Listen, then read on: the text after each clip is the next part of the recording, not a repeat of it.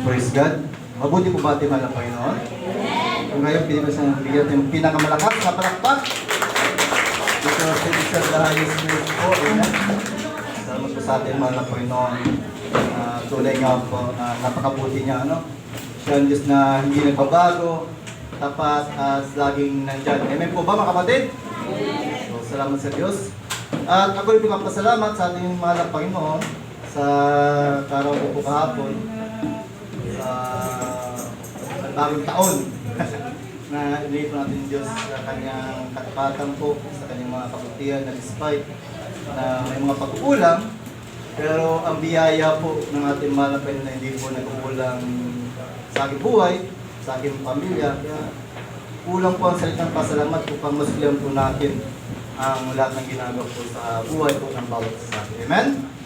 So sa umagang ito, tayo po ay magpapatuloy po sa pag-aaral po ng kanyang mga salita po at sa ating series po na Helmet of Salvation. Okay.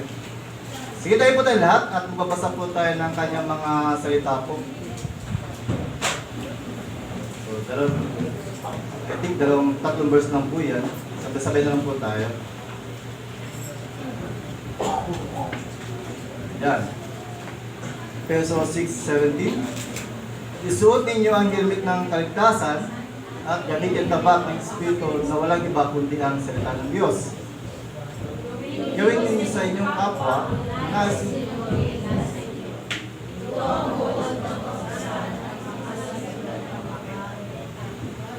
mas kayo sa makipot na pintuan sapagkat maluwang ang pintuan at malapad ang daan papunta sa kapamakan. At ito ang dinaranan ng marami. Sila ito manalangin ulit. Hallelujah. Amang banal at dakila makapansalan din sa Panginoon, kaya kung pinupuri, niya dakila, itiyasin dakilang pangalan sapagkat kayo po ang Diyos na mabuti, tapat, at hindi po kayo nagbabagong Diyos noon, ngayon, at magpakailanman. Asa ang pagpapatuloy ng Diyos ng pag-aaral po ng iyong mga salita. Buksan mo, Panginoon, yung ayon po ng pangunawa, kaisipan, especially ang aming mga puso, O Diyos. Nabigyan mo kami, O Diyos, isang puso na handang pagtamnan ng iyong mga salita. Isang puso na mapagkumbaba na anumang salita mahayag sa umagang ito po ay magsibing pagpapala, kalakasan po na yung pananampalataya upang sa gayon, kami po ay makapamuhay na naayon po sa iyong kalooban. At the same time, ay matagpuan kami, O Diyos, na walang bahid ng kapintasan o walang bahid ng kasalanan po lahat. Tunay nga po, Diyos, hallelujah, na apart from you, we can do nothing, O Diyos. Kaya Panginoon, sa umagang ito, O Diyos, hallelujah, ay patuloy ko pong inanyat yung Banal Espiritu na tabi mo kami, O Diyos, upang sa gayon na sa ikong pagkinig at pag-aaral po ng iyong mga salita. Anumang distraction na nagbumulat po sa kaaway, ay hindi po namin ito pinapahintutan, bagkus ang kapangyarihan mo, O Diyos, ang siyang mangyari at marasa po ng bawat isa ang pagkilos at ang pagyakap mo sa buhay po ng bawat isa sa umagang ito. Panginoon, muli, patuloy ko po sa inyong pagkakatiwala, ang anong gawain, at hayaan mo, Diyos, na sa umagang ito, sa aking pag-aaral ng iyong mga sitat, wala pong ibang may taas, wala pong ibang mapapurihan, wala ibang madakila, kundi kayo lamang, Panginoon. Sa ilang po, O Diyos, ang katas-tasang papuri, sa pagsamba, sa Panginoon Jesus, at magsabi ng Amen. Okay, makapag na po tayo. Yan. Helmet of Salvation. Kung mapansin po natin, for the month of December, dapat mostly ang kadalasan po sa pagdating pa natin gawain ng Sunday service po, ang lagi pong ituturo po ay about salvation. Pero salvation po ay patungkol sa pagbabahagi ng kaligtasan na ating natanggap mula sa ating mahal na Panginoon. Pero anong kaugnayan po ng helmet sa ating kaligtasan? At ano ang pinoprotektahan ng helmet? Yung ulo ba? O yung laman ng ulo? Hindi yung bungo mismo, kundi yung laman ng ating ulo. Walang iba kundi ang ating kaisipan, ang ating utak mismo. Na kung kayo po ay naniniwala, ang ating pong digmaan ay between in our mind. Amen? Every day po tayo naging pagbaka. Especially po ngayong linggo. Amen? Tama po ba? Naniniwala po kayo dito? And then Sunday po, ang kaaway po ay unti-unti po tayong dinadaya. At kapag hindi po tayo naging aware, baka madaya din po tayo ngayon. Tama ba? Ang mensahe po ay napakiksi lamang po. Ano? Kaya dapat tayo po ay maging attentive mga kapatid. Okay? Yung ating mga katabi. Anong mang alalahanin po lang sa buhay po natin ngayon, ang mang inisip po natin patungkol sa handa natin ngayong Kapaskuhan ay iwan po muna natin. Kasi ang pinag-uusapan po natin sa umbang ito ay napakahalaga po. Basic, pero minsan po, ito po ay na di natin ibigyan ng pagpapahalaga. Amen? So, pakisabi po sa mga katabi, handa ka naman tumanggap ng pagpapala na nagpumula sa ating mga Panginoon. Okay, katabi, likod, sabihin niyo po, release the blessing po mga kapatid. Amen? Kasi ito po yung patungkol po sa ating kaligtasan, hindi po ito biro. Kung bakit po tayo nagtitiis, di ba? Kung bakit po tayo nagpapakapagal, kung bakit tayo nandito sa umaga ito, kung bakit tayo naghahanda ng ating isusuot ng maganda tuwing Sunday, ito ay patungkol po sa ating mga kaligtasan po. Amen? Kasi sabi ko kanina, dapat munting oras po ito, ating po tayo ng bahan, almost 2.5 hours lang po. So be attentive mga kapatid. So, next Sunday, iba na naman ang may tuturo sa atin. So kung hindi tayo maging interesado ngayon, focus natin ay wala sa ating salita ng Panginoon, sayang. Ano po? So praise God. So, ano po mapansin natin? Kaya ko po. Ang ating pong sandigan natin panapatay ang ating salvation po. Ano? At sino po ang nakakalalang salita ng Panginoon? Itunuro po ni Pastor Joshua. Patungkol po saan? Share the Word of God, share the love, what we experience, ano? Share the salvation that we have for other people, especially sa ating pong mga kapamilya, kapag-anak, as ilo mismo ng ating tahanan. At pangalawa, kay Pastor Sunny.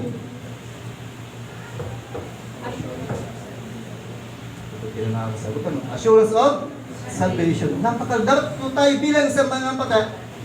Nakasigurado ba talaga tayo sa ating kaligtasan ngayon?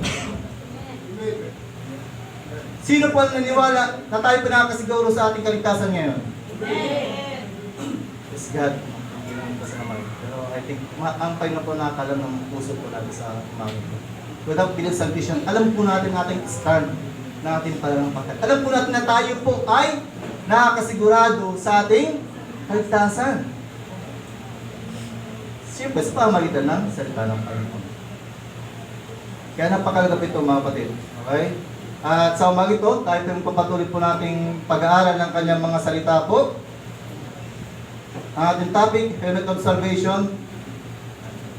So, balik ko po ang kaway po natin ay ano po.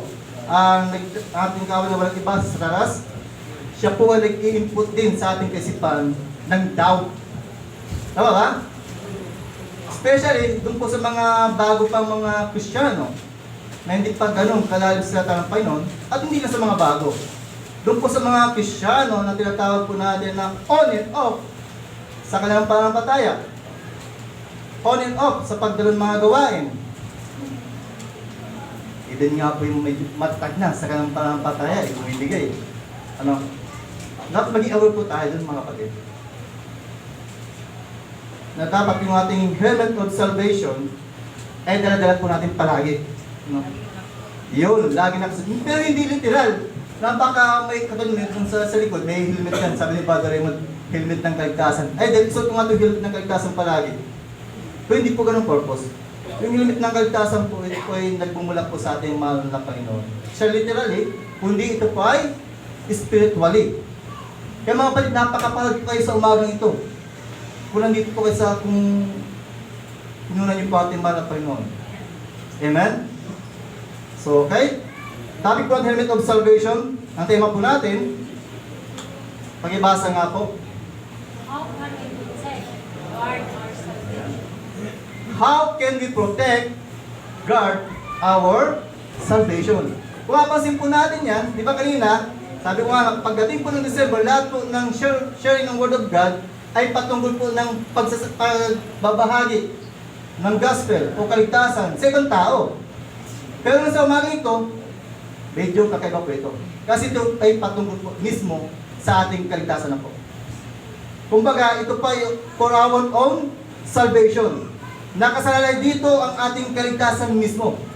Hindi po, labas po naman tao dito. Sabi ko kanina, be attentive po kasi tayo po ay para sa atin ito. Lagi niyo po tatandaan, hindi tayo may iligtas ng ating asawa, ng ating mga pastor, ng ating mga kapatid sa pangampataya, kundi ikaw mismo sa tulong ng ating mahal na Panginoon ang makakapagligtas po. Amen? Amen po ba? Amen. Hindi pa ba kayo? Amen.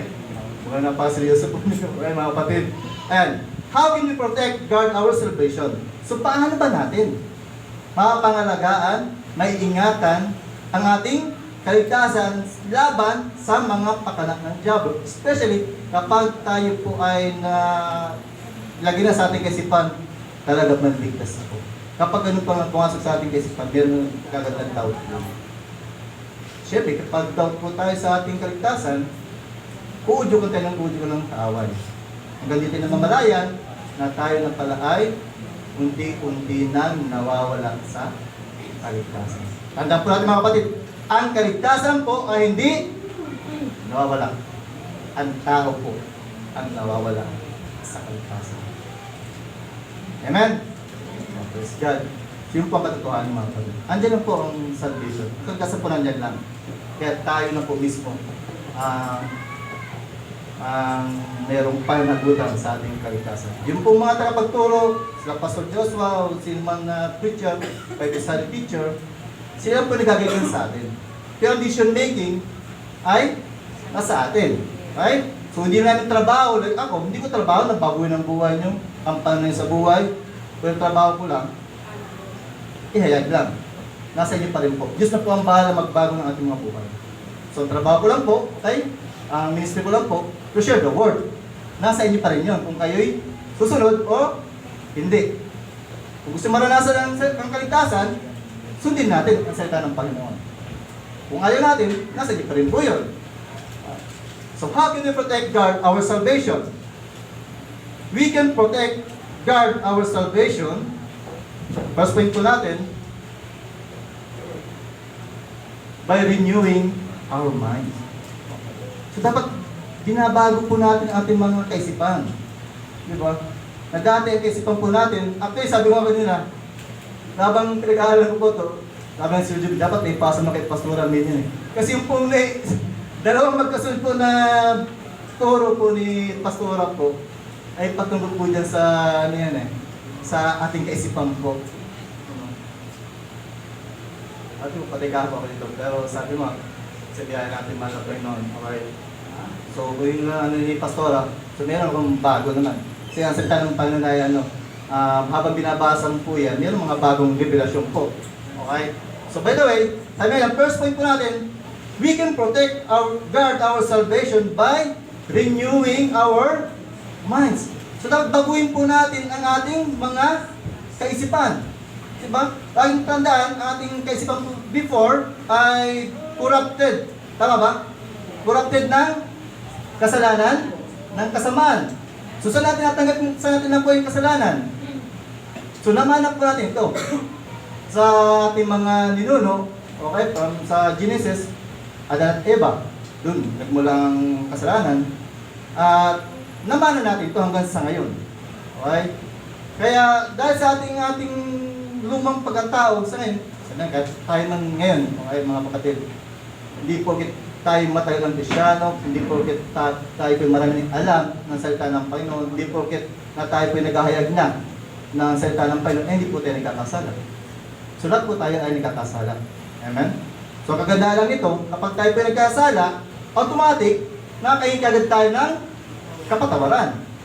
Hindi katulad before, na maghihintay pa tayo ng linggo, ng Friday, o anumang araw para humingi ng tawad. Paano pag-isip pa lang, pagpunta pa lang simbahan, nabangga ka na dyan sa kalsada, paglalakad mo. Hindi ka nakahinga. Hindi ka tulad natin, na kapag tayo pa sa ngayon, nakapag-isip tayo na hindi maganda, ano ba si Brother Raymond? Tagal ng preaching niya. Nakapis na, ay, gugutom na ako. So, naging kagad tayo ng tawad. Kung tayo nadidistract sa ating mga katabi, nakatog-focus tayo, nakikita tayo ng kapatawaran sa ating halapay nyo. So sabi mo yan, para po tayo maprotektahan po natin, maingatan po natin ang ating kaligtasan, dapat baguhin po natin ang ating mga kaisipan. Yung kaisipan na dapat po yung mga makalangat na po. Di ba? Kung mapapansin po natin, ang mundo po natin ay pasama na po ng pasama. Ang mga tao po natin ay wala ng panahon sa Diyos. Lalo ngayon magpapasko. Di ba? O, tingnan mga katabi nyo. O, ya. Ya, ang dami ding kabalahan sa araw ng pag-prepare ng kung anong ihanda sa mga Christmas party. Nakalimutan yung paghahanda para sa kaligtasan na ito po ang pinakamahalaga sa lahat. Amen po ba? Abala sa regalo. Peska sa mga nauna po nag-Christmas party na. So nakalagpas kayo dun. Tapos nakaagad. Okay? Kaya po mga bagay-bagay po yung sa mga makumundo po. Baguhin na po natin yun. Kasi dapat po naman po natin isipan, bilang isang Kristiyano, ay yung kaisipan na katulad po ng kay Kristo, yung mga makalangit po na bagay, ang dapat po natin laging isinasaisip, mga kapatid. Amen po ba? Kasi bakit? Kumbaga tayo po mga Kristiyano po, tayo po hiwalay na sa mundo. What I mean na hindi tayo makipag-usap sa mga hindi Kristiyano. Kaya hindi po natin ng ka-fellowship, kaya po natin sila bilang mga kaibigan. Kung tayong gagamitin ng Panginoon, para sila maliwanagan. So sabi ko nga dyan, ang focus po ngayon, patuloy po sa ating mismo. Tayo po mismo, bilang isang Kristiyano, baguhin na po natin ating pananaw. Kung before po, sa ating paglilingkod ay on and off ating pagsimba, katulad dati, di ba? Magsisimba lang tayo before, kapag araw ng birthday. Pag may bagong sapatos, may bagong damit. Salamat po sa sponsor. Okay. Pag may mga special occasion lang, doon magsisimba. Pero bilang isang Kristiyano, dapat hindi po natin kaisipan. Kasi yung mga pag-nagdayot kanina, ito yung mga bagay na makamundo eh. Dapat ang laman po ng ating isipan ngayon ay kung paano po natin mabibigyan ng kalukuran ng ating malapinan sa pamamagitan ng ating mga buhay. So ano po sinasabi po sa salita ng Panginoon? Huwag kayong makiayon sa takbo ng mundong ito. Ano bang takbo ng mundo po natin ngayon? Diba? So balikan ko po. Yung mga kata natin mga Christian before. Kaya, nakatabi natin last week. Nakabalang-balang ngayon. So dapat, hindi po gano'n. Pero sabi nga yan, hindi natin sila mahusgan about doon. So, kayo na pang bahala doon. Okay? Sa halip, hayaan ninyong baguhin ng Diyos ang inyong pag-iisip upang maunawaan ninyo ang kanyang kalooban. Sa gayon, magagawa ninyo kung ano ang mabuti, kalugod-lugod at ganap na kalooban ng Diyos. So, ibig sabihin, hayaan ninyo. So, ibig sabihin, hayaan ninyo, sa ating pagbabago ng ating kaisipan, kumbaga, isusurrender mo ang ating sarili sa ating mahal na Panginoon. Kaya sabi nila, love your God with all your heart, mind, soul, and strength. Kundi buong pagkatao mo ay iaalin mo sa Panginoon. Ibig sabihin po nun, siya na ang maghahari sa ating buhay. So sabi po kanina, kasama ang ating isip.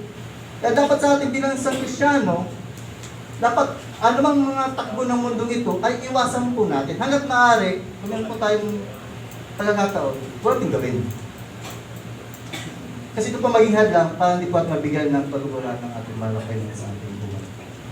Sabi, hayaan ninyong baguhin. Ibig sabihin, pagsuko lang sa ating mga Lord, kayo na po ang bahala na mag-control sa ating buhay.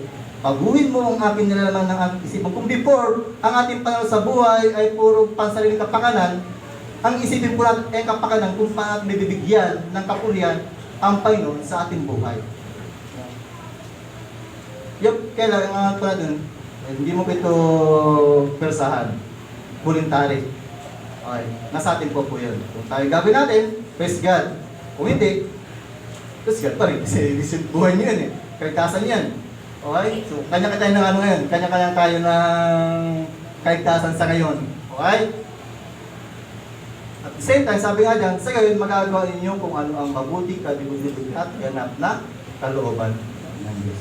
Yung palang pinaka-main reason kung bakit natin i-renew ang ating isipan. Hanggat kasi hindi ito nababago, hanggat di napapalitan ng makadiyos na kaisipan natin kaisipan, ay hindi ko natin malalaman kung ano ang kalooban ng Panginoon sa ating buhay. Amen po ba mga kapatid? Praise God. So, napakalaga po niyan. Okay?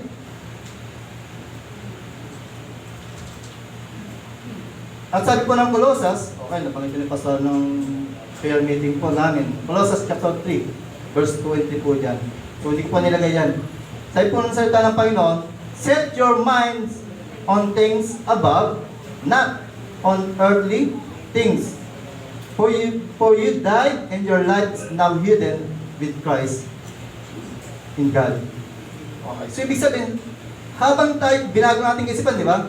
So, dapat sa ating pagbabago nating isipan, sinunod sa ating malapal na Kristiyan na maghari sa ating buhay, dapat ang ating lagi nating sinasayit sa ngayon bilang isang mananampalataya ay yung mga makalangit na bagay. Ewan po ba? Ano yung mga makalangit na bagay na yon? Itong ginagawa po natin. Isa po sa mga bagay makalangit na nagbibigay po ng kaluguran sa ating mahal na Panginoon. Eh kung hindi natin binago ating kaisipan, so hindi magagawa ito. Baka matili tayo dun sa on and off na pagsimba. Kapag may okasyon lang, doon magsimba, maghintay pa ng linggo, kaya Friday, o kaya unang araw ng Lunes. No. Bible study. Okay, sa po yan, sa mga makalangit na bagay po. Sunday service, communicating with God, through prayer. Yan, isa po yan, sa mga makalangit na bagay. Church activities, fellowshipping, devotion. Yan po yung mga bagay. Marami po yan. Maraming mga bagay po ang mga makalangit po. Kung babaguhin po natin kaisipan, may isagawa po natin lahat ito.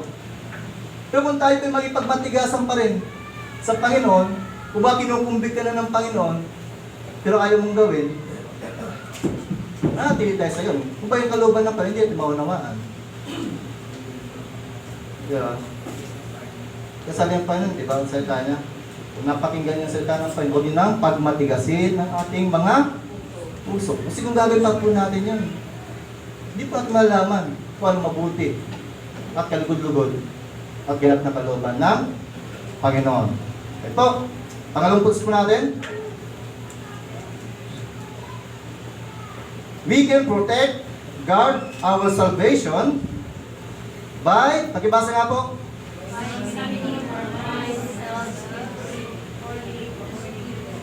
Yeah. So dapat po bilang isang mananampalataya, sabi dyan, examinin po natin ating mga laman ng ating isipan. Kung ito ba ay guided pa ng Banal na Espiritu, yung ating mga sarili mismo, o baka naman tayo po'y guided na ng mga makalaman o makamundong bagay. Diba? Makikita na po natin yan sa pamamagitan magawa. Doon po magre-reflect yan eh. Kung isang Kristyano ba ay lumalakad ng ayon sa Banal na Espiritu, kung isang Kristyano ba ay lumalakad sa mga makalaman na nasa ng laman. Diba? Kasi hanggang di po natin nababago yan, hindi yan po in-examine, dapat po araw-araw eh. Nalagyan yung suriin ng ating mga sarili, baka mamaya, yung ating, especially pag, yung ating po mga bibig, diba? May mga pagkakataon, mga kwento-kwentuhan, na dapat isang Kristyano, hindi na po lumalabas sa ating mga bibig, yung mga dati pa natin pamumuhay, pero dahil sa masarap na kwentuhan, lumalabas. Hindi dapat. Dapat ang lumalabas po sa ating mga bibig ay yung mga kapakapakinabang. Hindi yung distraction, hindi yung perversion, dahil mo, kundi yung mapapakinabangan po ng tagapakinig. Yung po dapat andala natin bilang isang mananampalataya. Kaya dapat tayo po bilang mananampalataya, laging suriin natin mga sarili. Especially po kapag tayo po ay nasa labas na ng gawain, ng church, ng Bible study. Doon po magkakaalaman yan eh. Kung tayo ba ay namumuhay pa ayon sa Espiritu? Kung tayo ba ay guided pa rin ng Banal na Espiritu? Yan gusto pa lang, di ba, ng Panginoon sa atin na mamuhay po tayo ayon po sa Banal na Espiritu. Kung anong inuudyok sa atin ng Banal na Espiritu, yun po ang ating dapat na gawin. Ngayon, kung inuudyok tayo ng Banal na Espiritu, sa ating Banal na Espiritu, manalangin ka, umatin ka ng gawain, magsimba ka, okay? Umatin ka ng mga fellowshipping, ay sandali, marami pa man araw. Ay, meron online service. Doon ako ng sermon. Ay, meron man yung YouTube si Brother Kiss. Doon ako ng sermon sa YouTube ni Brother Kiss. Yeah. Okay pa ba dyan mga kapatid? Sa taas. Ilan lang kayo, nag-iimig ka ba kayo sa taas? Ang lalayo pa niyo ng agwat niyo ha. Seryoso.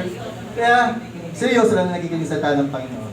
Amen. So, nakalimutan papapain kayo sa baba. Kasi dito po sa baba, maluwang po.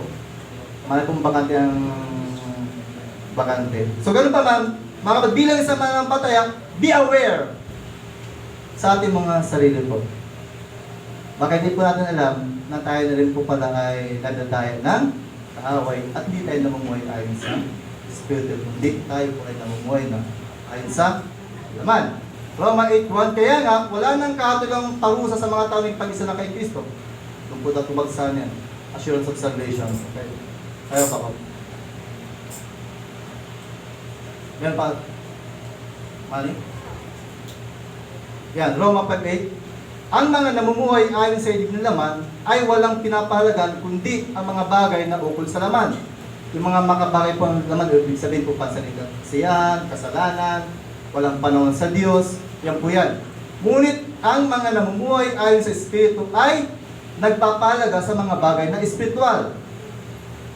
Ang pagsunod sa hilig ng laman ay maghahatid sa kamatayan, ngunit ang pagsunod sa Espiritu ay magdudulot ng buhay at kapayapaan.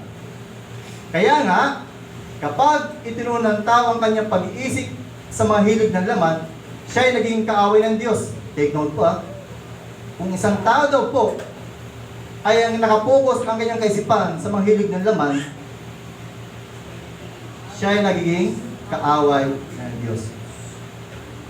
E paano bang mayroon bang Kristiyano na sabi natin dyan na alam ng kasalanan pero nagpapatuloy pa sa pagkakasala? Kaya, kung meron po tayong mga Kristiyano, okay, na alam natin, na nakita po natin, kung tayo pang inipo po ng Panginoon, na sila pa ikausapin, na po pagsabihan, pag-alalahanan, tinatawag po ang Kristiyano po tinatawag na rebuke. Rebuking, ha? Ang Kristiyano. Rebuke with love. Yung pagtutuwid na merong pagmamatoy, kapatid, para kunti-unti yata nababalik ng atensyon mo sa mga bagay-bagay sa mundo ito. Para yata wala ka ng panong sa mga gawain na. Uy kapatid, ilang linggo ka nang absent sa Sunday service, Bible study. Baka naman, bigyan mo ng panong ng ating mahal na Panginoon. Uy kapatid, parang busy ka na yata sa mga gawain ng mga makabunto. Uy, busy lang sa trabaho. Diba? Yun po ang pangako ng isang Kristiyano at nanatili po tayo. Ibig sabihin po pala, dahil sa atin ng Diyos. Amen? Kung ang Kristiyano walang panahon sa Diyos, kung walang panahon mag-aaral sa ng Panginoon, ng Biblia, dahil sa atin ng Panginoon. Imbis na mag-devotion, cellphone. Ay, may cellphone naman ng cellphone, mayroong e-Bible naman. Naka-Wi-Fi ka. Diba sa Bible? Sa Bible po, meron po, kahit Bible pa binabasa ko sa cellphone, meron po nagpapakap dyan sa bandang ibaba. Pag na-focus ang attention mo doon, ay sandali, may nag-message sa akin na. Tapos balik na lang, pati ng message, balik sa Bible, so nabalat na ang focus. Diba? So hindi pa nabibigyan natin ng kaluguran ng ating mahal na Panginoon. Saan po tayo? Sapagkat hindi siya nagpapasakop sa batas ng Diyos at sadyang hindi niya ito magagawa. Ang nabubuhay ayon sa idig ng laman ay hindi maaaring kalugdan ng Diyos. So ibig sabihin pabilang sa mga pagsasabi po ni Apostol Pablo na dapat tayo po'y mamuhay ayon sa laman. Sa hilig rather. Hilig ng nasa ng Espiritu. Sabi natin, pamuhay ayon sa Espiritu. Pero kung tayo po'y mga Kristiyano, ay parang mas nakapokus po tayo sa mga makabundong bagay, yung favor po ng Panginoon. Sabi natin, dahil tayo mga anak ng Diyos, so dyan ang favor. Pero hindi i-release ng tawag na full blast, kundi paunti-unti lang, base po sa ating pagsunod. Kaya napakalaga po sa ating mga kapatid. Para mapangalagaan po natin ating kaligtasan, maprotektahan po natin ito, dapat lagi pinsurin natin mga kaisipan, ating mga sarili, at balikan ko po, especially po yung ating pong mga bibig. Okay? Kasi di po, minsan kahit mga kisya, hindi natin nababantayan ating mga bibig eh. Nagpagbitaw po tayo ng isang panalita, hindi na kaya-aya sa harapan po ng ating mga Panginoon. So, pangatlo po,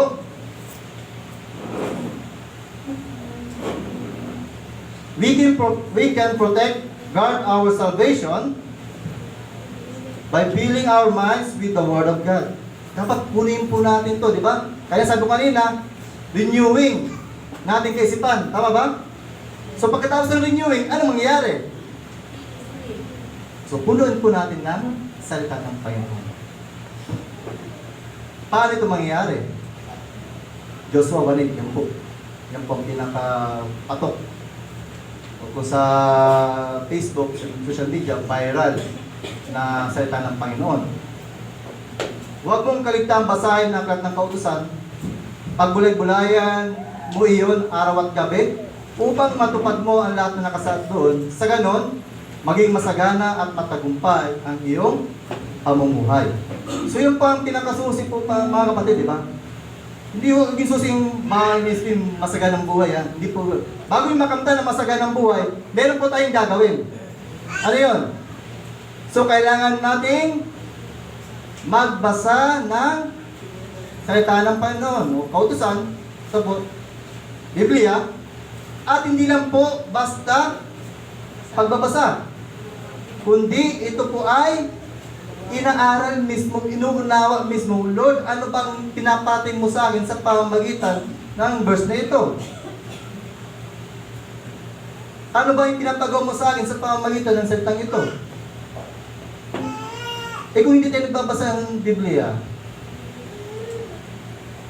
nagbabasa lang tayo kapag uwas ng mayroong Bible study, Sunday service, scripture reading, doon tayo nakapagbasa ng salita ng Panginoon. Basta itang tanggapin, yun po katotohanan. Kasi minsan may mga pagkakataon po ako, nagkaroon po ako. Di ba? Kasi we are not perfect pa naman po mga kapatid eh.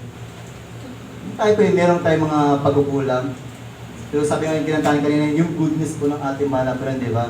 Na despite na tayo maraming pagkukulang, naulog tayo sa pagkakasala, hindi natin napabantayan ang ating mga sarili, pero yung biyaya po ng ating mahal na Panginoon ay patuloy po na naranasan. Amen? Kasi bakit? Nagsusap po sa ating mga uwas na ito. Di ba? Marami tayong panahon sa mundo. Yung 6 na araw kanino sa atin. Sa Panginoon, 2.5 hours lang. Ang mahirap nun, andito nga tayo, baka ang ating isip naman lumilipad. Amen ba mga kapatid? Dapat nakapokus po tayo sa salita ng Panginoon. No. At the same time, sabi diyan, araw at gabi, hindi ko sinasabi na wala ka nang gagawin. Kung sa atin, bilang sa mananampalataya. Kasi ano utusan po si Anyan, sinasabihan si Joshua. Kasi siya po ang nag-take over na pangunahan ng bansang Israel. At nakita niya, hindi ganun kadali na makamtan, marating yung promised land. Kaya sabi ni Panginoon sa kanya, na magbasa ka sa salita ng Panginoon, kautusan, araw at gabi. Pagbulay-bulayan ito, okay? Para may sagwa mo ito. Sa ibang translation po yan, yung mayroon po nakayan na maging maingat ka din. Be careful sa ating pagsagawa ng ating nabasa. Okay. So sabi ko nga dyan, dapat sa ating mananampalataya, sa umaga, araw, devotion. So sino po di-devotion po dito? Devotion, hindi lang po basta devotion, okay? Mas maganda po, mayroon pa tatawag na journal na tawag po, nalang ko sa T40. T40, na may tawag po sa Kristiyano, meron journal na tinatawag po na pag devotion mo, hindi lang basta devotion. So, devotion, may prayer po dyan, okay? Merong application, anong application sa nabasa mo? Tapos pray ulit. Na may sagawa mo yun. Kasi baka nang pagbasa natin, dito na lang, Lord, kung may sagawa itong nabasa ko ngayon. Wala. So, we need na pagkasbasahin, pagbulay-bulayan, hingi ng karunungan sa Panginoon, na may sagawa natin to upang magkaroon ng kabuluhan ng ating pagsasakripisyo. At the same time, yung pangako ng Panginoon ay maging masagana at matagumpay ang ating mga pamumuhay. Hindi man sa ngayon, okay, kung tayo pinagpapatuloy sa paglilingkod sa ating mahal na Panginoon, ay daming problemang dumarating, okay, huwag po tayong susuko, huwag po tayong bibitaw mga kapatid. Kasi minsan sinusubukan natin ng panahon kung hanggang saan tayo. Pero ito po na kasalado, mayroong pangako po ang Panginoon. Ayun po, maging masagana at matagumpay yung pamumuhay. At katulad po na siya ni Pastor Diyos makahapon. Okay? Kung susundin mo lang ang mga nakasundin sa kautusan, yung overflowing na biyaya, sabi ko unahan ka pa ng biyaya. After mong basahin, susundin mo nang merong katapatan. So, hindi lang basta pagbabasa yung pagsundin, hindi yung katapatan na ano tayo, eagles po natin na nagmumulang sa ating mga puso. At makamtam po natin yung masaganang pagpapala o kaya at matagumpay na buhay po natin. So, ibig sabihin, matagpuan lang po natin ang katagumpayan sa ating mga buhay sa pamamagitan ng po ng ating Panginoong Hesus. At sa pamamagitan po ng kanyang mga salita. Yung mga talento po natin, yung mga talino po natin, mga lakas po natin, ito po ay nagmumula sa ating mahal na Panginoon. Praise God kung tayo pipagpapala ito. Kaya lang, sabi ko nga dyan, the more na tayo pipagpapala ng Panginoon, the more po tayo lumapit sa Diyos, the more po tayo na magbasa ng kanyang mga salita. Upang malaman po natin ang kalooban ng Panginoon. Pang sa lahat natin panalangin, ay hingin po natin ang gabay ng Diyos. Amen? Praise God. So, pang-apat po. So, ang ko po. We can protect, guard our salvation by putting into our minds that we need to work our own salvation. So, dapat ilagay po natin sa ating mga kaisipan, mga kapatid, na kinakailangan po natin na ating kaligtasan na tagap sa ngayon, okay, ay kailangan po natin itong pagtrabahuan. Hindi po kita tinanggap na po natin si Jesus Christ bilang Panginoon at sa ating pagdas, doon tapos na po. Hindi po ganun. Yung pa lang po ang umpisa pa po natin.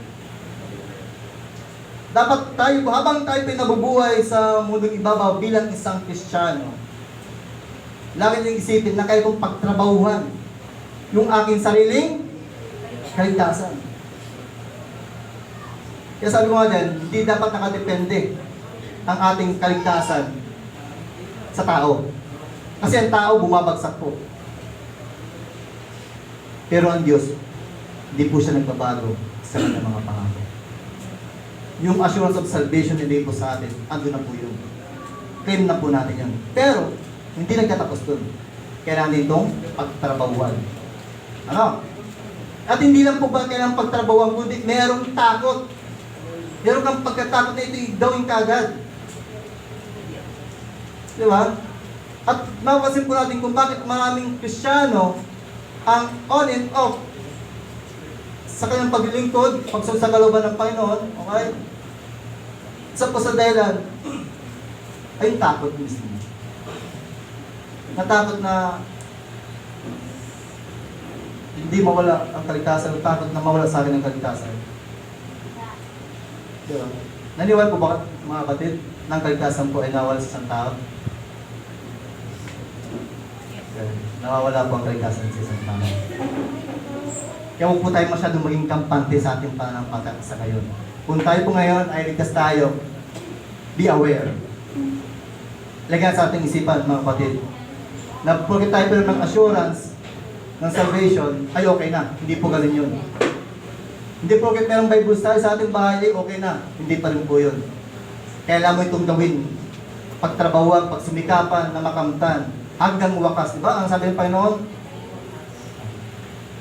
ang magtatapat hanggang wakas ang siyang maliligtas. Yung nabalik kanina, yung narrow road, okay?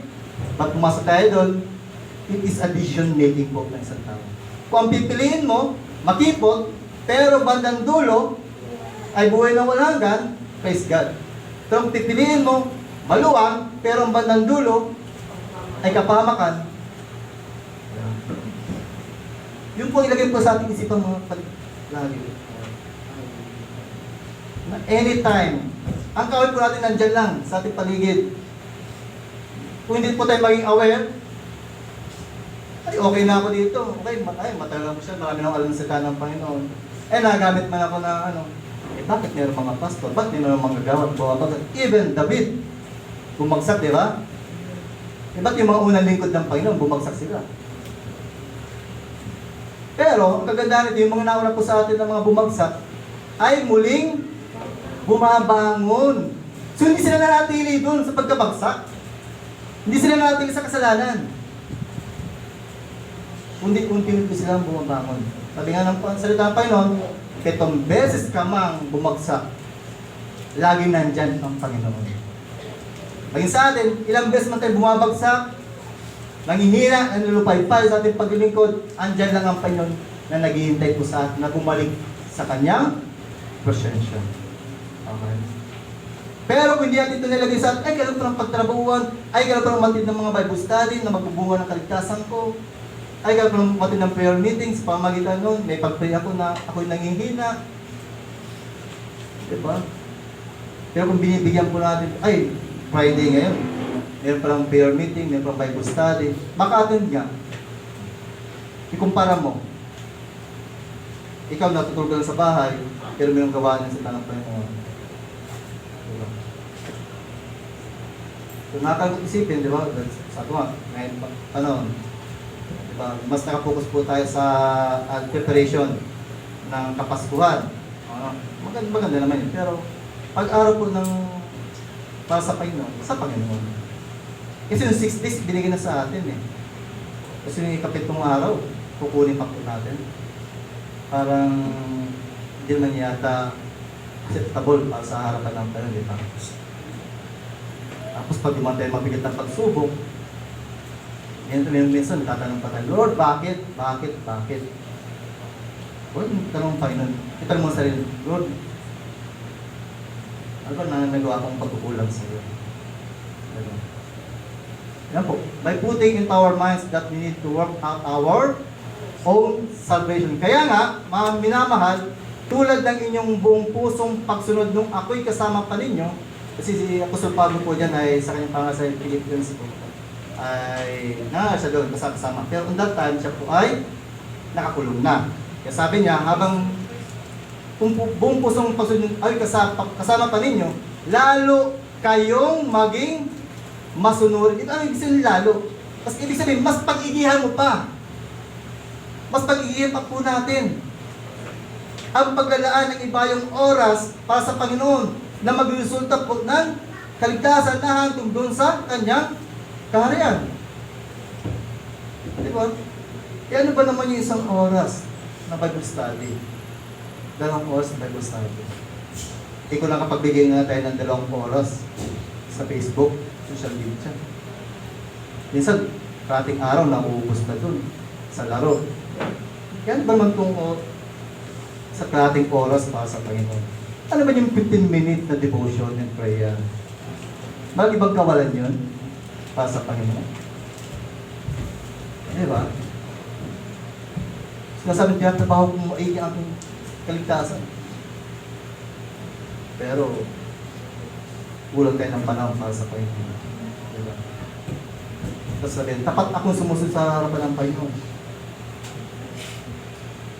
Pero nagkukulang po tayo. Yung pagkatuanan.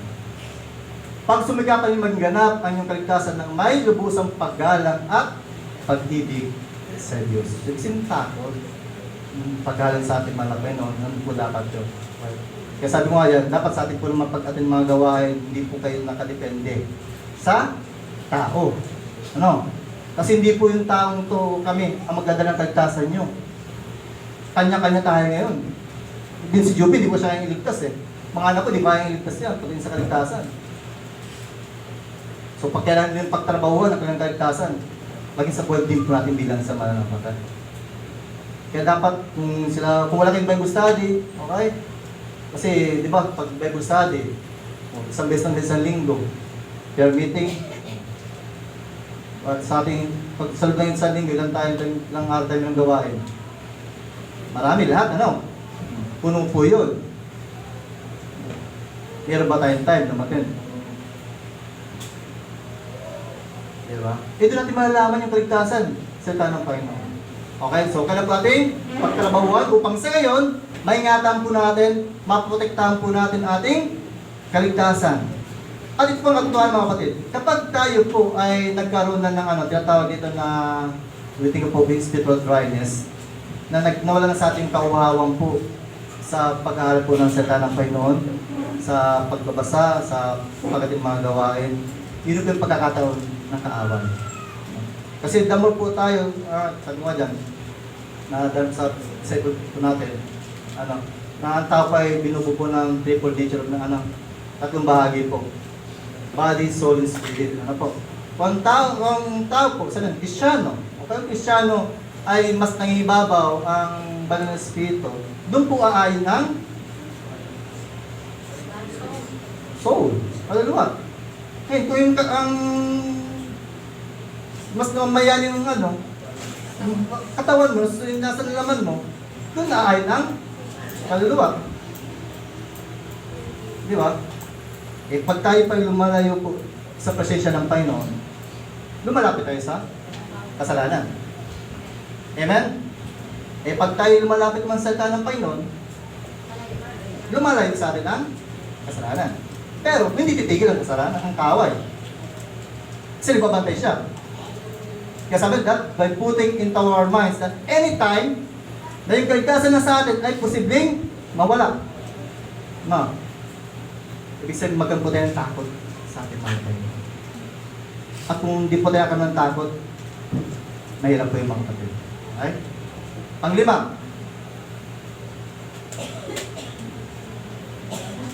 We can protect, guard our salvation by understanding the unconditional love of God. Dapat unawain po natin mabuti. Panginoon, ano ba ang ginawa mo sa akin? Kapag tayo pinanlulupay na po sa ating pananampalataya, na parang pa tayong wala ng gana sa paglilingkod, okay? Ay, unawain po natin mabuti, Lord. Kayo pala ang tinakos sa krus ng Kalbaryo para ako ay tubusin sa tiyak na kapahamakan na hantong sa impyerno. John 3:16 na. O, John 3:16. Kung di natin tayo sumampalataya, ano doon? Impyerno. Diba? Roma. Ang kabayan ng kasalanan ay kamatayan. Kaya mga kapatid, kailangan natin masyadong unawain. Kung tayo pinangihina ng tayo pinagulupay pa ng pananampalataya, meron tayong doubt sa ating kaligtasan, balikan mo po ang pag-ibig ng Panginoon. From darkness to marvelous light, inahampo tayo ng Panginoon doon. Kung meron po tayong mga pagkakataon na lugmok na tayo sa problema, sa karamdaman, andyan ang Diyos, balikan po natin yun. Lord, ganoon pala ito. Sa kabila ng ating mga pagkukulang, andyan ka palagi. Sa kabila ko ikulang ng panahon sa iyo, yung mga panalangin ko, tinuturo mo Panginoon. So, balikan po natin yun. Yung goodness of God, lagi kong sariwan po at umisipan po yun. Kasi ito lang pamagindahan po natin para yung kaligtasan po natin ay makamtang po natin. Maprotektahan po natin habang tayo po ay nasa mundong ito. Okay? So, tatandaan, ang kaaway po natin ay laging nandyan. Di siya magsasawa na tayo po'y bulihin ng bulihin. Pero kung tayo po'y manindigan sa ating pananampalataya at uunawan natin mabuti ang kanyang salita at yung dakilang pag-ibig ng Diyos na ibigay po sa atin, nakasiguro po ako, ng kaaway ay lalayo sa atin. Amen? Basta huwag lang tayong bibitaw. Huwag na yung suko. Kundi panghawakan mo. Panghawakan po natin yung dakilang pag-ibig ng Panginoon sa ating buhay. Na ibinigay sa atin. Yan, John 3:16. Sapagkat ganyan lamang pag-ibig ng Diyos sa sangkatawan, kaya ibinigay niya ang kanyang kaisa-isang anak upang ang sino mang sumampalat sa kanya ay hindi mapahamak kundi magkaroon ng buhay na walang hanggan. Verse po natin yan. Okay? Pangalawa po. Roma. Ano pang masabi natin tungkol dito? Kung ang Diyos ay panig sa atin, sino ang makakalaban sa atin? Nadaan ko sa Bible study. Yung salitang, kaya ipasukin natin ito natin. Kapag dito pa ang salitang kung, ibig sabihin, vision making pa lang po natin yan. Kung, sa English, if, nasa atin po yun. Kung ang sarili niyang anak ay hindi niya ipinagsalip, ay binigay niya para sa atin lahat, hindi kaya niya ibibigay ng masagana sa atin ang lahat ng bagay? Sino ang makapagharap ng paratang laban sa mga hinirang ng Diyos? Gayon ang Diyos ang nagpapawalang sala sa kanila. Sino ang hahatol upang sila'y parusahan? Si Kristo Jesus ba na namatay, ngunit higit sa lahat ay muling binuhay at ngayon ay nasa kanan ng Diyos upang mamagitan para sa atin. Sino ang makapag-iwalay sa atin sa pag-ibig ni Kristo? Ang kaguluhan ba? Inaas ba tayong kaguluhan? Meron na patay na sa kaguluhan yan. Yung kayang prayer of the nation po natin. Yes, pero didn't see. Nangyari po yan. Yung digmaan po, Russia, Ukraine, di po natapos po yan. Sa Middle East, ganun din po. Tama ba sa Middle East? Di ba tayo apektado? Apektado tayo. Bakit? Yung mga presyo natin tumaas na eh. Yung gasolina, lahat tumaas po. Tao na hindi tumataas eh. Diba? Yung edad tumataas. Katulad ko, edad tumaas na. Pero yung mga bilihin po, lahat po ng produkto, dahil po sa mga digmaan, kaguluhan ay tumataas po. Di tayo exempted dun bilang sa Kristyano. Pero, yung pag-ibig ng Diyos, yung pabor ng Diyos, ay nasa atin. Diba? Kaya ang kapigatian, okay, like for example, sa kanila, namatayan, okay, so sabi ni Pastor Amin, at sabi ko na, ang kamatayan po ng isang Kristyano ay katagumpayan po. Bakit sila po yung nasa pili ng Diyos? Tayo po nabubuhay, yun, medyo lang nga yung patay kung hindi po tayo susunod ng maayos sa harap ng Panginoon. Pero kapag isang Kristiyano ay namatay na siya'y sumusod po ng tapat sa kalooban ng Panginoon, sabi po ng Biblia, ano siya sa piling ng Panginoon? Sa muli niyang pagbabalik. Kaya kamatayan po ay, kapag mga tao na mamatay, kung tayo ay sumusod na sa kalooban ng Panginoon. Dahil katagumpayan po na yun po katotohanan. Literal po yun. Nang kamatayan po ng isang Kristiyano, ay katagumpayan po natin yun. Amen? Sabi nga ni Apostol Pablo, to die with Him, to live in Christ, to die is gain. So, ibig sabihin, ang mabuhay kay Kristo ay kapakinagabangan pa rin. So, ibig sabihin, sa atin, bilang isang mananampalataya, kung tayo po ay namumuhay at naunawaan po natin pag-ibig ng Diyos sa ating mga buhay, okay, anong pagdaanan po natin, yung kahirapan, pangalan, kung kamatayan man dyan, duman yung pandemic, di ba? Walang mga trabaho, walang pagkakitaan, pero mga tao tumaba. Walang hanap buhay na, walang negosyo. Sa bawal. Pero pag-ibig po nandyan. Ang Panginoon. Yan. Ayon sa nasulat, dahil sa inyo buong araw kaming pinapatay, tuwing na sa amin ay mga tupang kakatayan lamang. Hindi. Sa lahat ng mga ito, tayo lalong higit pang magtatagumpay sa pamamagitan niya na nagmamahal sa atin. Sapagkat natitiyak kung walang makapag-iwalay sa atin sa kanyang pag-ibig, kahit ang kamatayan o ang buhay, ang mga anghel o ang mga kamunuan, at ang mga kapangyarihan, ang kasalugan o ang hinaharap. Ibig sabihin po, alamang pagdaanan po natin, God is in control. Amen? Amen. Na kaya itong pagtagumpayan dahil yung pag-ibig ng Diyos ay nasa atin po. Yung pag-ibig ng Panginoong Diyos ay nasa atin po. So walang dahilan po para tayo po'y lumayo sa ating mahal na Panginoon. Yung naranasan po ng kahirapan, kapagyatian, kalungkutan, kaguluhan, kagutuman, yan po ay pansamantala lamang. Pero kung tayo pa ay maling tapat, hanggang wakas, ang dulot nito ay kaligtasan at ito po ay mag-aantong sa buhay na walang hanggan. ang lahat ng mga bagay na negatibo na nangyayari sa ating buhay, ito po ay temporary lamang. At meron kapalit ito dahantong dun sa panghabang buhay na kalulatian kapiling po ng ating mahal na Panginoon. Kaya kung tayo po ay nanghihina, nalulupaypay at medyo natabangan tayo sa paglingkod, balikan mo ang pag-ibig ng Panginoon. Balikan mo ang salita ng Diyos. Unawain po natin mabuti kung gaano kadakila ang pag-ibig na ibigay sa atin ng ating Panginoon. Pang-anim, tulas na po yan. We can protect, guard our salvation by being aware. Pag ba sabi ng aware? That salvation is not easy to achieve. Mahirap pong makamtan ang kaligtasan po mga kapatid. Yun po ang katotohanan. Sabi, the more na tayo po'y lumalapit po sa Panginoon, the more din na natake tayo ng kaaway. The more na tayo po ay gusto maglingkod sa Panginoon, andyan din yung kaaway na tayo po ay parang hadlangan.